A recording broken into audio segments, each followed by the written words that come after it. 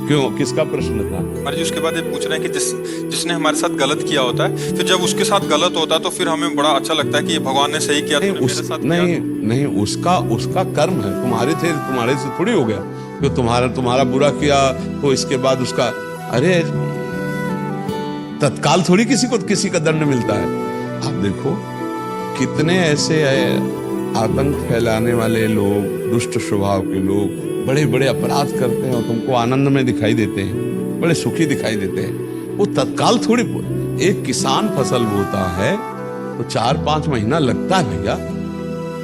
एक आदमी कत्ल करता है तो उसको 2-4-6 महीने लगते हैं न्यायाधीश को सजा देने के लिए। तो ये सरकारी काम है।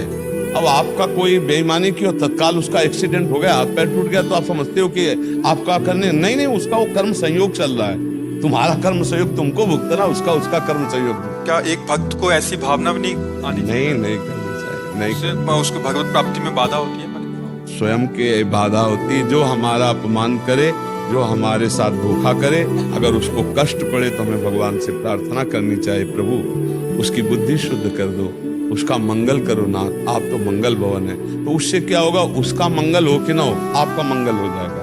और आपको अच्छा लगा, भोगा ना, तो वो भोगेगा जो भोगेगा। अब आप जो नया कर्म कर रहे हैं ये आपके लिए बहुत महंगा पड़ जाएगा। इन बातों को कोई समझता नहीं ना, ये अध्यात्म का विषय है।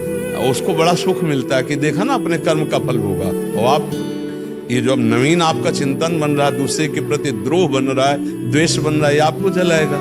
इसलिए बहुत से अमल के, देखो हम यहाँ आए मुक्त होने के लिए, ना हम यहाँ किसी का कर्जा लेंगे, ना किसी को कर्जा देंगे, ना हम कुछ यहाँ किसी से द्वेष करेंगे, ना किसी से मित्रता करेंगे। बचा के अपने आप को निकाल